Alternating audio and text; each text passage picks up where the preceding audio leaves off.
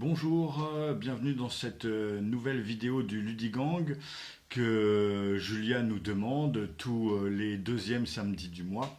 Je suis Xavier Le Tellement Geek et donc la question qui nous était posée ce mois-ci, c'était quel est le jeu qui vous a fait plonger dans le jeu de société moderne? Et pour ma part, c'était en 2004 ou 2005 et c'était Dungeon Twister de monsieur Christophe Bollinger. C'est lui qui a conçu le jeu, il en a conçu plein d'autres, hein. Je ne vais pas citer tous les jeux de monsieur Christophe Bollinger. Je pourrais dire Earth Reborn, For Gods et dernièrement Living Planet. À ses côtés, pour illustrer ce jeu de Dungeon Twister, on peut signaler les illustrations de Wayne Reynolds et Thierry Masson. Et avant de vous parler de ce jeu, voilà, que j'ai encore, hein, c'est la boîte originale de 2004 et il y en a eu d'autres. Je vais vous raconter une histoire, j'aime ça vous raconter des histoires.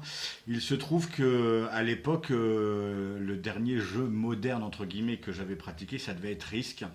Un peu plus tard, j'allais goûter à HeroQuest.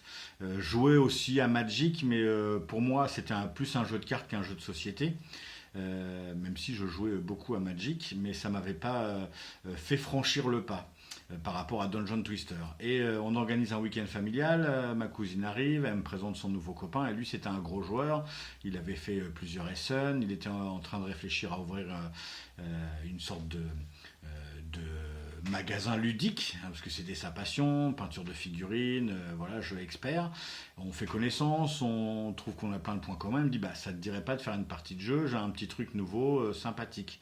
Je fais, bah, vas-y, sors, on va voir. Et il me sort donc Dungeon Twister. Il m'explique rapidement les règles, parce que c'est très simple à expliquer, et on va en parler dans un instant. Je lui mets une pilée, j'accroche tout de suite. La semaine d'après, j'ai acheté ma première boîte et derrière, j'ai même acheté des extensions parce que vous allez voir qu'il y a plusieurs extensions qui sont sorties qui sont même plutôt pas mal. Le jeu a vraiment été très bien développé. Plus tard, il y a eu Dungeon Twister 2 Prison, il y a eu un jeu de cartes, il y a eu un jeu vidéo. Et j'ai cru comprendre, alors est-ce que c'est vrai ou pas, mais ça, il faudra poser la question à monsieur Bollinger lui-même, que peut-être qu'il y aurait un avenir pour Dungeon Twister. Alors, Dungeon Twister, si vous ne connaissez pas, hein, un jeu de 2004, c'est un jeu pour deux joueurs qui verra par la suite une extension sortir pour rajouter à nouveau deux joueurs et pouvoir jouer à 3 et 4 joueurs. Ce sera la deuxième extension, je vais vous la montrer dans un instant. Qu'est-ce qu'on va trouver dans cette boîte? Un livret de règles qui tient en 15 pages, avec plein d'illustrations, plein de schémas, faciles à comprendre. Vous allez retrouver plein de petits personnages en carton qui vont représenter les différents personnages que vous allez pouvoir jouer. Là, par exemple, il y a le guerrier avec deux chiffres, vous voyez, un chiffre pour le déplacement et un chiffre pour sa compétence de combat. Et puis, il y a un petit symbole qui est ici, qui va être un pouvoir spécial. Donc, il y a le guerrier, la passe-muraille, le magicien, il y a une voleuse, et tout ça en deux coloris, puisqu'il y a dans la boîte de base, il y a les jaunes contre les bleus. Vous allez avoir des zones de départ, vous allez avoir plein de petits jetons à placer sur votre plateau de jeu. Et deux plateaux de jeu, je vais vous montrer, c'est tout simple, c'est une sorte de labyrinthe que vous allez construire à partir de dalles qui font tout ce format carré de 5 par 5. Et comme vous le voyez, c'est un labyrinthe avec ses portes, ses trappes, et puis ce petit symbole qui est le twister du jeu, puisque les salles vont aller par deux. Vous voyez là, c'est les deux salles 3. Et la particularité, c'est qu'au début, elles sont posées face cachée. Vous allez faire un labyrinthe de 2 par 4 ou 2 par 3 pour les parties d'initiation. Et quand vous allez arriver dessus, vous allez pouvoir les retourner et construire ainsi le labyrinthe. Et vous allez devoir marquer des points de victoire. Pour marquer des points de victoire, c'est tout simple. Le premier arrivé à 5 points de victoire à gagner. Vous marquez un point de victoire quand vous arrivez à franchir le labyrinthe d'un côté à un autre et à sortir un de vos personnages. Vous allez marquer un point de victoire si vous tuez un personnage adverse. Vous allez marquer un point de victoire victoire si vous ramenez le trésor, parce qu'il y a un petit pion trésor. Vous ramenez 2 points de victoire si vous sortez le personnage gobelin, si vous l'avez choisi. Et voilà, le premier arrivé à 5 points de victoire, il a gagné. Donc vous allez construire ce labyrinthe qui va se révéler au fur et à mesure. Chacun va partir d'un bout à l'autre et vous allez comme ça faire bouger vos aventuriers, combattre, ramasser des objets spéciaux, les utiliser et ainsi de suite, éviter les stratagèmes. Et je vais revenir donc sur ce petit twister. La particularité, c'est que si un personnage arrive sur ce petit cercle là, il peut déplacer un point d'action pour faire pivoter dans le sens de la flèche la tuile. Mais pas que cette tuile, puisque si les 2 tuiles 3 sont révélées, en allant ici, il peut faire pivoter l'autre tuile 3 dans le sens indiqué par la flèche. Et là, tout d'un coup, le labyrinthe, eh ben, ça devient un tout petit peu plus compliqué. Ça devient même très stratégique, puisqu'il va falloir avancer vos personnages et essayer d'empêcher l'adversaire, en fait, d'avancer, de faire sortir ses personnages, l'empêcher d'aller à la rencontre des vôtres, ou peut-être vous faciliter, vous, la traversée du labyrinthe, et ainsi de suite. Comment on joue ? Pas de dés dans ce jeu. Vous allez vous retrouver avec un paquet de cartes.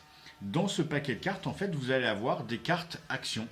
Vous en avez 4 chacun. Une carte qui vous permet de faire 2 actions, 3, 4 et 5 actions. À chaque début de tour, secrètement, on choisit le nombre d'actions que l'on veut jouer, on les révèle et quand le joueur commence, il fait le nombre d'actions qu'il a choisi. Par exemple, si j'ai choisi à ce tour-ci de jouer 4 actions, ben voilà, j'ai 4 actions à jouer. Un déplacement, ouvrir une porte, défoncer une porte, attaquer, utiliser un pouvoir, utiliser un objet, enfin toutes sortes de choses.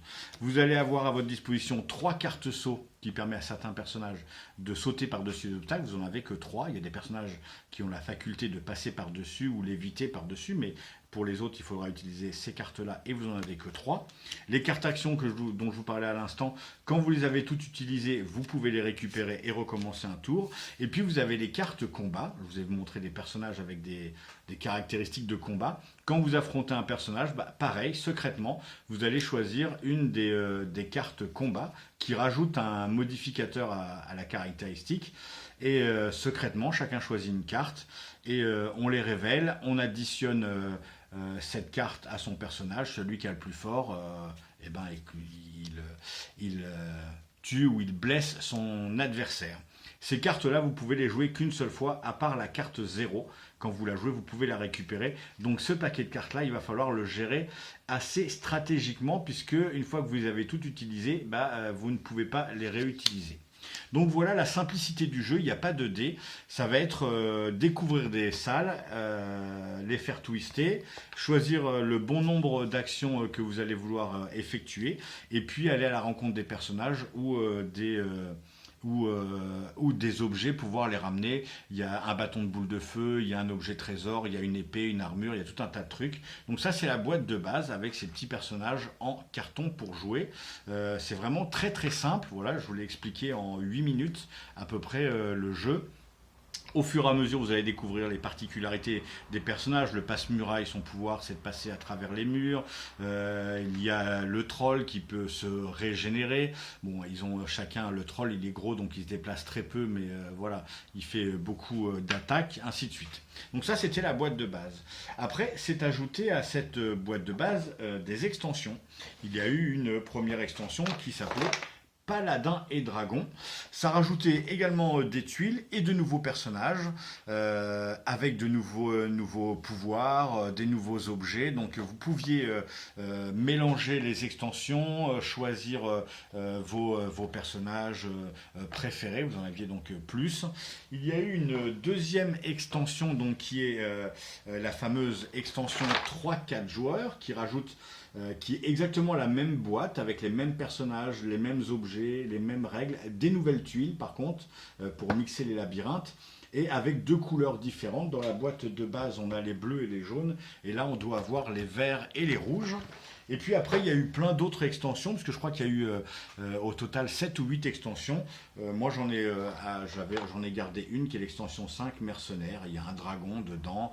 Il y a une extension forêt, eau, glace et feu. Enfin voilà. Il y avait vraiment un moyen de prendre, de faire un choix dans les personnages, de faire un mix, puisque au départ, vous avez 8 personnages, il y en a 4 qui partent de votre zone de départ, il y en a 4 qui vont se retrouver disséminés dans le labyrinthe.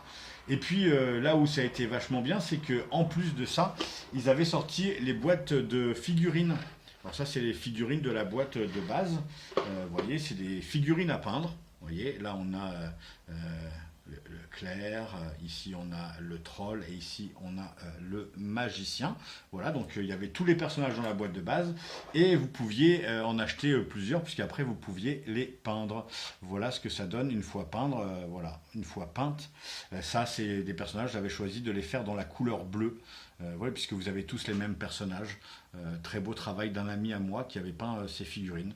Donc il y avait vraiment plein de trucs qui étaient sortis. Ça faisait une belle collection de jeux, fun, drôle. Je crois que c'est à partir de 14 ans, mais moi je dois vous dire que j'ai appris à mon fils de 9 ans à jouer. En simplifiant un peu les règles, ça reste vraiment très abordable puisqu'il faut savoir un petit peu lire.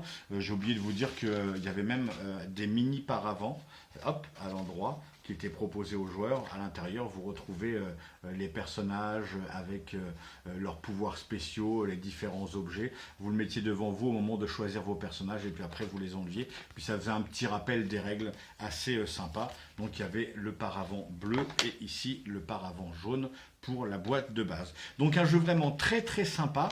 Moi je l'ai ressorti, je l'ai fait découvrir à un copain il n'y a pas très très longtemps. Il a été ravi. Pour ne pas le citer, Bruno, ça lui a même donné envie de le surdimensionner. Et c'est vraiment un jeu, alors peut-être difficile à trouver. J'ai entendu dire qu'il y avait des extensions qui se trouvaient d'occasion, mais certaines, vu la rareté, commencent à coûter très très cher. Donc Monsieur Bollinger, si vous avez l'intention de refaire un Dungeon Twister, merci beaucoup, ce serait vraiment génial. En tout cas, c'est un vrai jeu très très sympa. Et moi, après ce jeu-là, le jeu de société, voilà, c'est devenu de plus en plus important dans ma vie. Il y a tous les autres après. Je vous dis, j'ai goûté HeroQuest moi après Dungeon Twister. Donc voilà, c'est aussi un coup de cœur parce que vous voyez, je l'ai ressorti il n'y a pas longtemps avec mon fils. Donc c'est vraiment très plaisant à jouer, c'est simple. Le seul aléatoire dans le jeu, c'est ces pièces qui sont mélangées avant d'être placées sur la table. Donc elles apparaissent au fur et à mesure et dans un ordre que l'on peut pas choisir, dans un emplacement que l'on peut pas choisir.